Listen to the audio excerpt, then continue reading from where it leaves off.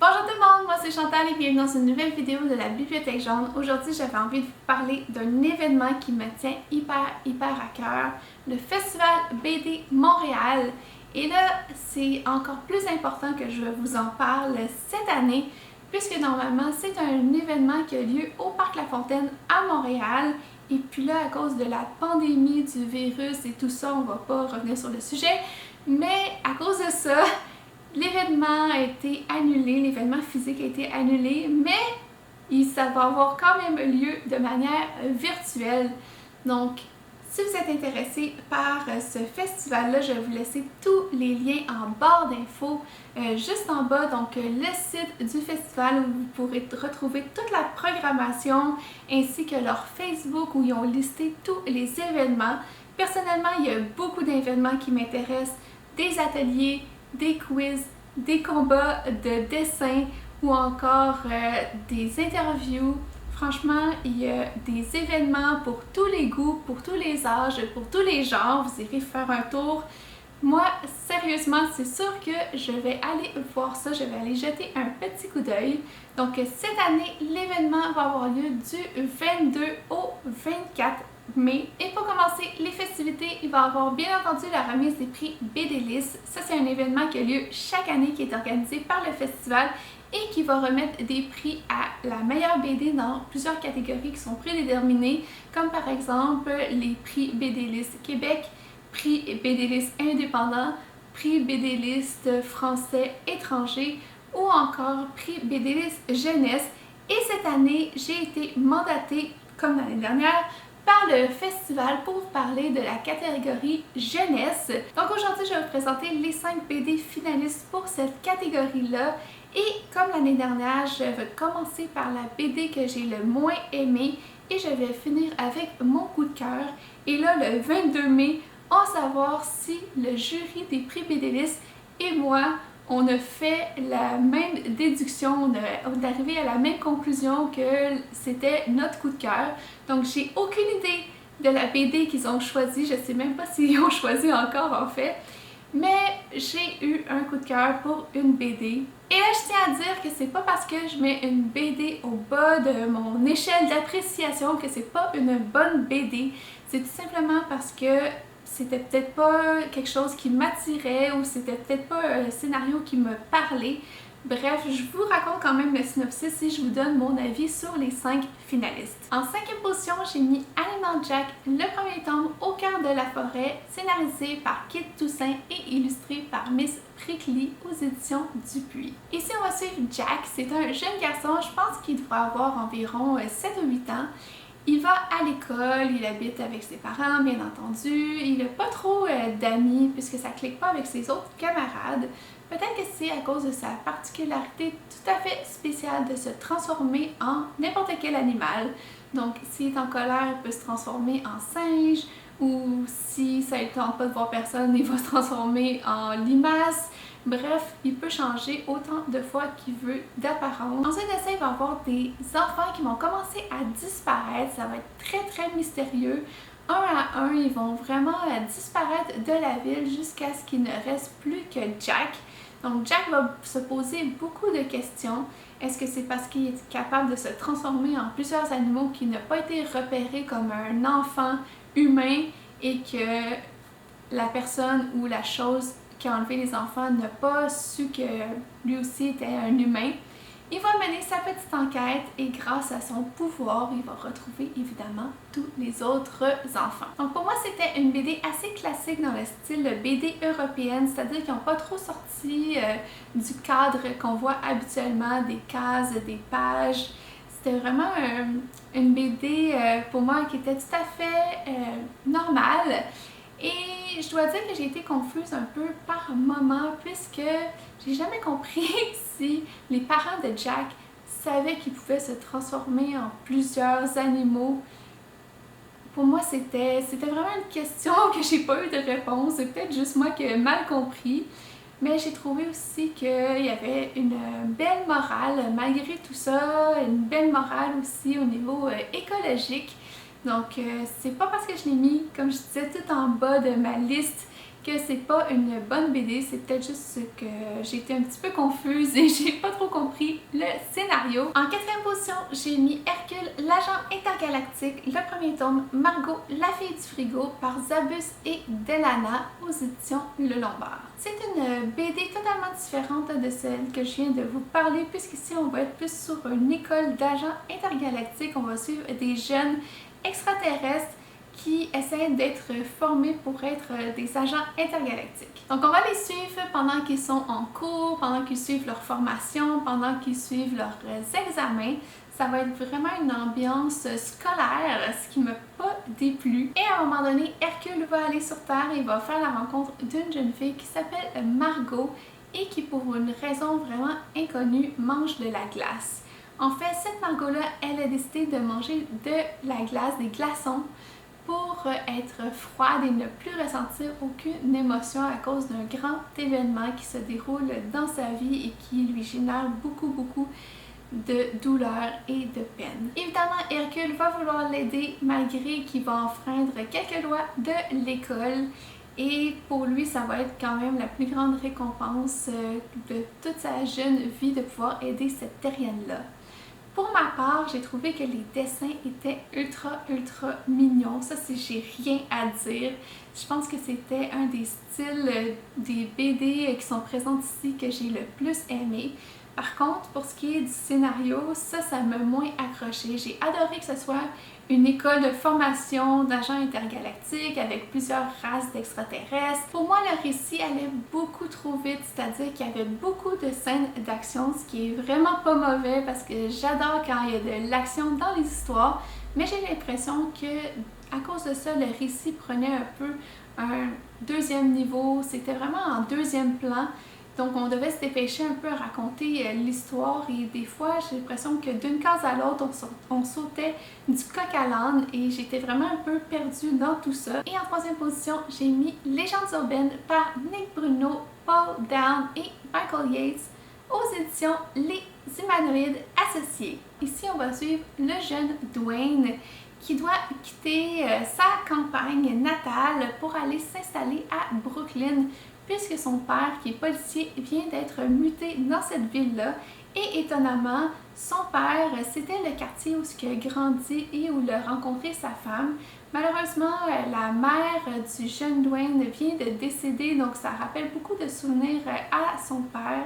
Ils vont habiter chez leur grand-mère et elle a plein de souvenirs de cette époque-là du temps où ce que les deux parents venaient de se rencontrer et même avant quand cette jeune fille habitait dans le quartier. Petit à petit, Dwayne va se faire des amis dans le quartier, une espèce de gang un peu bizarre au début. Il leur fait vraiment peur, mais finalement il va s'apercevoir avec le temps que c'est des gens vraiment super. Et puis avec eux, ils vont découvrir des choses qui se passent, des choses étranges, comme par exemple des rats mutants, des crocodiles qui sortent des toilettes ou encore des punaises de lit qui forment des monstres géants pour attaquer les gens ou encore des gargouilles de pierre qui se manifestent seulement la nuit. Donc plein de choses étranges. Ils vont essayer d'enquêter un peu là-dessus, de comprendre un peu la source. Ils vont se rendre compte que c'est tous des légendes urbaines. Évidemment, les légendes urbaines n'existent pas. Sauf que là, ça serait peut-être des légendes qui se sont réveillées, puisque comme ils disent dans la BD, des légendes, ça existe pour quelque chose, ça existe parce que c'est basé sur un fait. Donc Dwayne et ses amis vont essayer de calmer ces légendes-là par tous les moyens pour essayer que la vie reprenne son cours normal à Brooklyn. Pour ce qui est des dessins, j'ai vraiment adoré l'utilisation des couleurs, de la trame qui était très présente dans les cases et aussi l'espèce d'effet de flou qu'il y avait parfois entre l'avant et l'arrière-plan. Ça, j'ai trouvé ça vraiment génial. C'était une des plus grosses BD, si je ne me trompe pas, qui était sur cette liste des finalistes prix BD Liste Jeunesse. Et honnêtement, c'était vraiment une belle surprise. Malheureusement, ça n'a pas fait mon top 1 pour plusieurs raisons. Premièrement, j'ai trouvé que les légendes urbaines n'étaient peut-être pas si si intéressante que ça. J'aurais aimé qu'ils puissent creuser beaucoup plus sur chaque légende, qu'on puisse avoir un tome, disons, spécial rat mutant ou un tome spécial gargouille de pierre qui prennent vie. Là, de les avoir toutes au même endroit, je trouvais que ça faisait beaucoup d'informations. Ça aurait été le fun qu'ils puissent enquêter sur chaque cas séparément et puis que ça puisse amener à une résolution finale. J'ai l'impression qu'il va y avoir d'autres tomes dans cette série-là, peut-être dans d'autres lieux. Donc peut-être à suivre, voir si ça va être traité d'une manière différente. Et ensuite de ça, en deuxième position, j'ai mis 109 rue des Soupirs, Fantôme à domicile par Messieurs Tan et Yoongi Dumont aux éditions Casterman. Ici, on va suivre le petit Elliot qui a seulement 9 ans. Ses parents partent toujours en voyage d'affaires, donc il est souvent seul. Il n'y a personne pour s'occuper de lui. Et un beau jour, ils vont emménager dans une nouvelle ville au 109 rue des Soupirs. Personne ne veut emménager là-bas parce que tous croient que cette maison est maudite, qu'elle est hantée. Mais c'est la seule maison qui est disponible dans cette ville, donc la famille d'Elliot va emménager là-bas. Le petit Elliot se retrouve tout seul, évidemment, puisque ses parents partent à gauche, à droite dans des voyages d'affaires et ne cessent de repousser leur arrivée. Et petit à petit, Elliot va se rendre compte que la maison est réellement hantée, mais par des fantômes qui sont plutôt gentils et qui vont s'occuper de lui. Malheureusement, il va y avoir une menace qui va arriver sous la forme d'une chasseuse de fantômes qui se fait passer pour une babysitter. Et Elliot va faire tout ce qui est dans son pouvoir pour chasser cette chasseuse de fantômes et pour protéger ses amis qui sont devenus un peu sa famille avec le temps. Donc pour les illustrations, j'ai trouvé que c'était un style complètement différent des autres bandes dessinées que je vous ai présentées jusqu'à maintenant. Et c'est parce que c'est en monochrome. Mais le fait d'utiliser une seule couleur ici, ça rendait parfaitement puisque ça amenait vraiment une nouvelle couche à cette histoire-là, une couche de sombre, de glauque, d'un peu inquiétant, malgré que finalement on se rend compte que c'est pas du tout le but des fantômes. Ils veulent juste rester dans cette maison-là. Pour moi, ça a frôlé le coup de cœur, mais évidemment, comme je ne l'ai pas mis en première position, vous vous doutez bien qu'il y a une autre BD qui a complètement gagné mon cœur et il s'agit de Un été d'enfer par Vera Broxol. Peut-être que ce nom vous dit quelque chose puisqu'elle a déjà sorti une autre BD, Le fantôme d'Anna, qui avait vraiment fait parler d'elle au moment de sa sortie.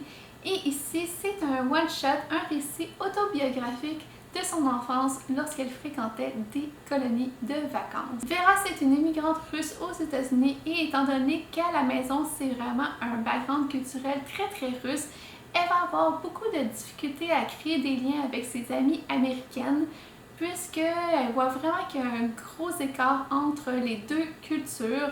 Ses parents sont très attachés à la culture russe tandis qu'elle voudrait vraiment fitter dans le moule de ses amies américaines. Ses amis discutent qu'ils vont aller en colonie de vacances l'été prochain. Et puis là, c'est le gros drame puisque Vera veut aussi aller en colonie de vacances. Malheureusement, sa mère n'accepte qu'elle aille que dans une colonie de vacances spécifique, celle de l'immersion russe. C'est pas du tout ce à quoi Vera s'attendait, donc elle va arriver là, mais étant donné qu'elle n'est pas russe à 100% et que son russe n'est pas parfait, elle ne va pas non plus être intégrée totalement à cette culture russe-là. Et ce qui est très drôle, c'est qu'elle raconte ça avec beaucoup d'humour. Tu sens vraiment que c'est des faits qui ont été vécus. Et ceux parmi vous qui ont déjà fréquenté une colonie de vacances, vous allez vous retrouver. Parce que c'est vraiment pas évident d'arriver dans un milieu où ce que tout le monde se connaît et que c'est un peu toi l'étranger et en plus que c'est vraiment pas là que tu voulais aller cet été-là. Mais au final, Vera va créer des liens avec certaines personnes qui sont dans ce camp-là et ça va changer du tout au tout sa perspective sur son expérience. Au niveau du dessin, j'ai trouvé que c'était assez cartoon, assez simple dans le dessin malgré le sujet qui pouvait être très lourd parfois, beaucoup d'émotions négatives. mais malgré tout, le dessin adoucit un peu l'histoire, ce qui faisait en sorte que ça se complémentait très très bien. Et c'est pour ça que pour moi, c'était vraiment mon coup de cœur. Donc, est-ce que ça va être le gagnant du prix BDList Jeunesse? J'en ai aucune idée. On va savoir ça le 22 mai à 19h. Et en tous les cas, je vais vous partager le gagnant sur Instagram. Donc, n'hésitez pas à me suivre sur ce réseau social-là. Donc, ça va être tout pour la vidéo. J'espère que j'ai réussi à piquer votre curiosité par rapport au Festival BD Montréal qui va avoir lieu 100% en ligne cette année, ou encore par rapport aux 5 BD finalistes pour le prix BDList catégorie jeunesse. Dites-moi dans les commentaires si vous avez lu une BD que j'ai présentée ou si je vous ai donné envie d'en lire un, ça me ferait super plaisir de savoir. Donc nous, on se revoit bientôt dans une prochaine vidéo et d'ici là, je vous souhaite de bonnes lectures. Bye!